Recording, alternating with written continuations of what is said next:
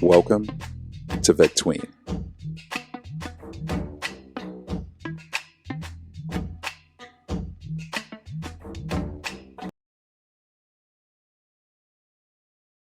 This episode is brought to you by Kitcaster. Kitcaster books you on top podcasts. How do funded startup founders attract prospects and talent? Podcast interviews. How do entrepreneurs with exits find new deals? Podcast interviews. How do C-suite execs differentiate in crowded markets? Podcast interviews. Kitcaster books you on top podcasts. Click the link in the show notes for a special offer. Celebrate good conversation.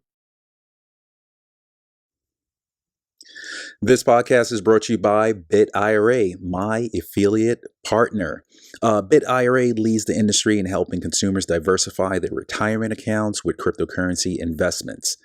Why BitIRA? Because they are among the most secure and compliant digital IRA solutions, guys, providers on the market. Their uncompromising commitment to security includes storing consumers' cryptocurrency in cold storage within grade V nuclear bunkers, protecting consumers' stored cryptocurrency with end-to-end insurance, complying proactively with regulations by using regulated exchanges and registering with the U.S. government.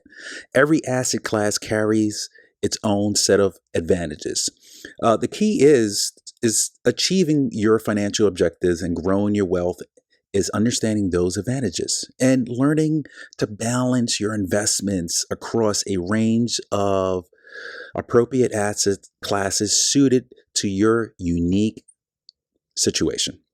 So per notice 2014 to 2021 from the Internal Revenue Services, digital currencies are treated as personal properties for tax purposes, thus making them eligible to be held inside a digital IRA account. That means that any gains you occur through your digital currency investments remain tax-free until you withdraw them from your retirement account as a distribution. And here's something else that many people don't know. If you sell your digital currencies within your IRA without taking a distribution, any gains that you may have made can be reinvested in other asset classes. In other words, your IRA does not need to remain entirely in digital assets to keep this tax deferred designation. The current cryptocurrencies you can actually invest in BitIRA are Bitcoin, Bitcoin Cash, Chainlink, Ethereum, Ethereum Classic, Zcash, and Stellar Lumens. Welcome to the future.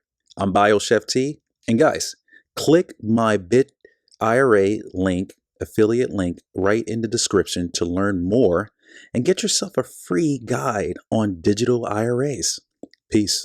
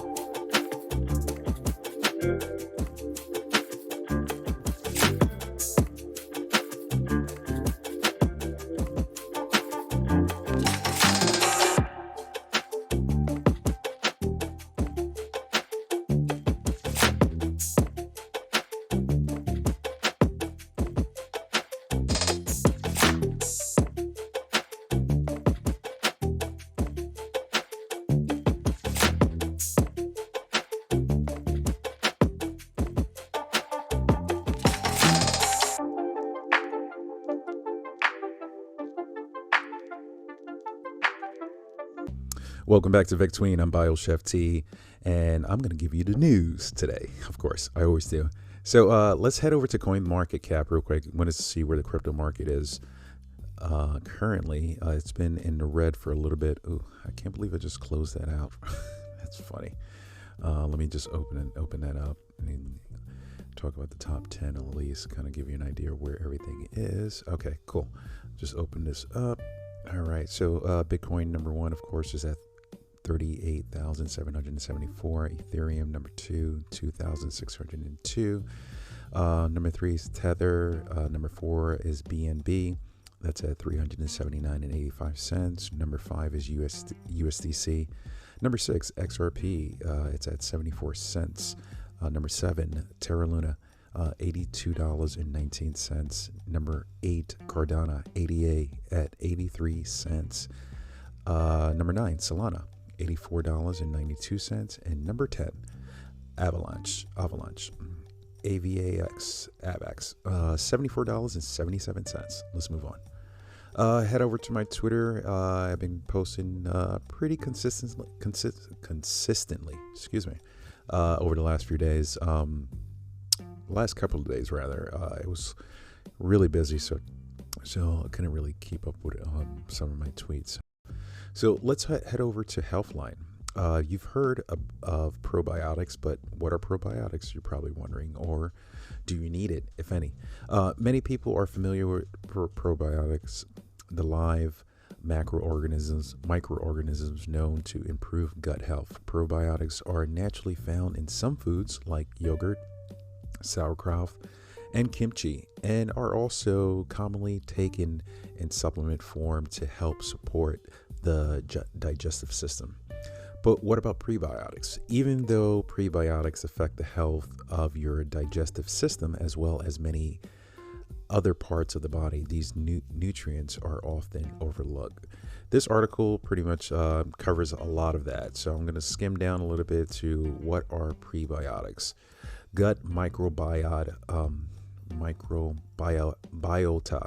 I think that's how you say it, sorry, refers to the trillions of microorganisms that live in your GI tract and make up the gut microbiome. Your large intestine is home to the majority of these microorganisms. They carry out functions that are essentially essential to overall health, including nutrient metabolisms and regulations of immune system. Your gut microbiota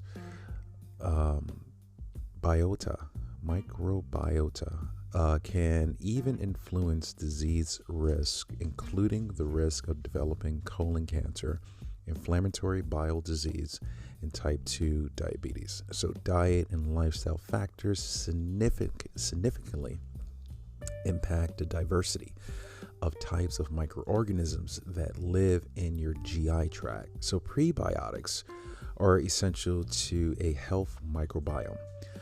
In simple terms, they're nutrients that get broken down by the gut bacteria. So bacteria in the large intestine ferment prebiotics. This releases byproducts called short-chain fatty acids. These byproducts act as energy sources for the cell's lining of the colon, called colonocytes, and benefits health in many other ways. So prebiotics also influence the makeup and functions of gut bacteria, promoting the growth of beneficial microbiomes. According to the International Scientific Association of Probiotics and Prebiotics, in order for a compound to be classified as a prebiotic, it should resist stomach acid and digestive enzymes, plus should not be absorbed in the GI tract, be able to be fermented by the intestinal microbiomes, stimulate the growth or activity of intestinal bacteria to improve health.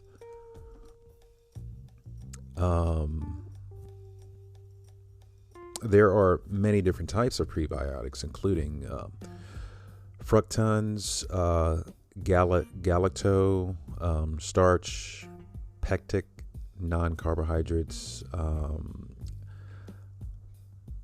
Most prebiotics are considered carbohydrates. However, Some prebiotics are not classified as carbohydrates. Cacao flavonols are an example of non-carbohydrates.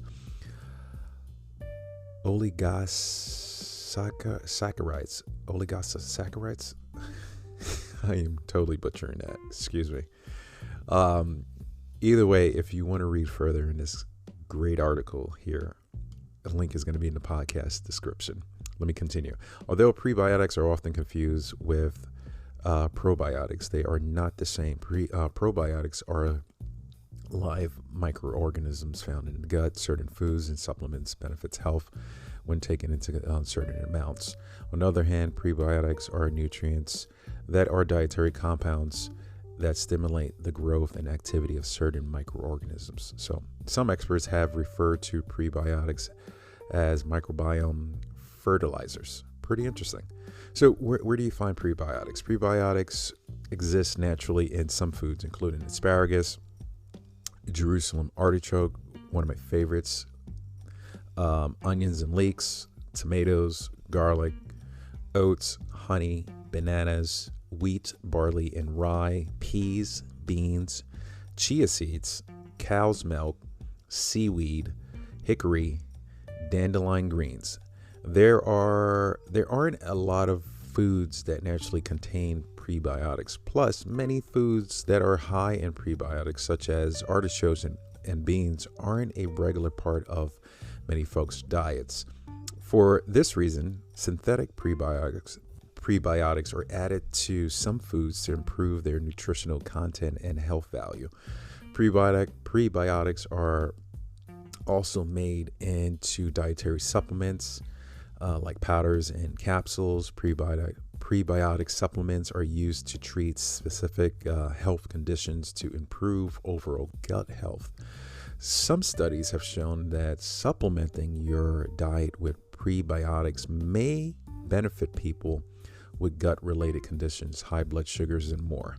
However, compared to probiotics, research investigating the health effects of prebiotic supplements is much more limited. They also get into health benefits of consuming prebiotics. So diet rich in prebiotics promotes digestive system's health and by stimulating the growth of beneficial microorganisms. The fermentation of prebiotics produces short-chain fatty acids, SCFAS, including acetate, propionate, and biotrate. They play important roles in the gut and metabolic health.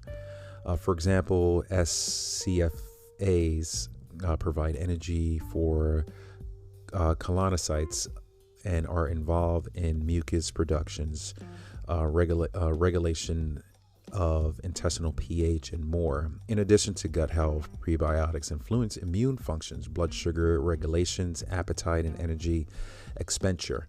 Studies suggest that when taken in specific amounts, prebiotics may improve health in various ways. So, may improve certain gut conditions, may improve metabolic health.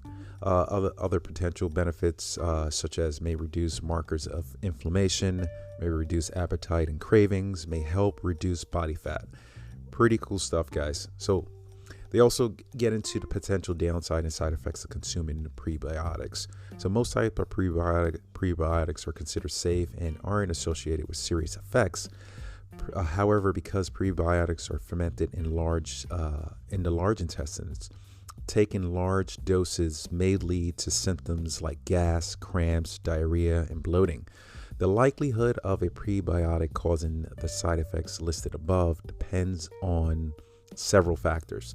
So prebiotics, whether a shorter molecule structure or chain length, such as inulin, are more rapidly fermented in the first part of the colon, while prebiotics with longer chain lengths are fermented at the slower rate in the latter part of the colon. So shorter chain prebiotics are more likely to cause GI side effects.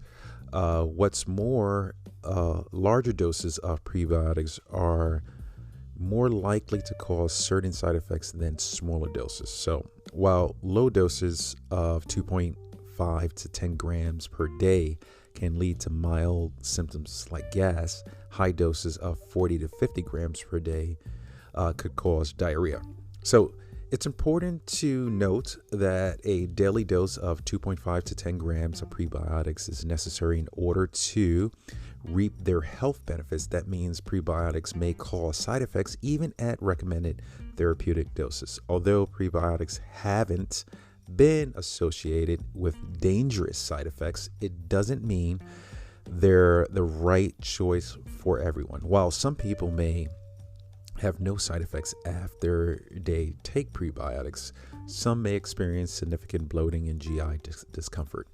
If you're interested in taking prebiotics, it's best to get advice from a knowledgeable healthcare professional first. Obviously, talk to your doctor. They can help you decide whether prebiotics are appropriate for your health needs. And that goes for everything with health. Everyone's health is completely different. And I want to say there are like baseline things I feel like, we all can follow, obviously.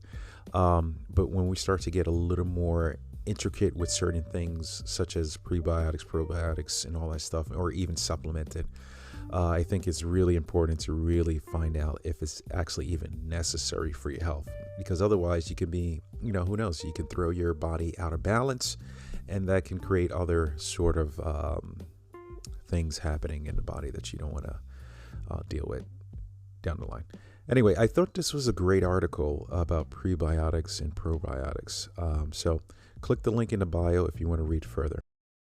Thank you guys for hanging out with me here on Vectween. Again, hope you guys are doing well out there. I'm BioChefT, and stay healthy. Catch you guys in the next podcast. Peace.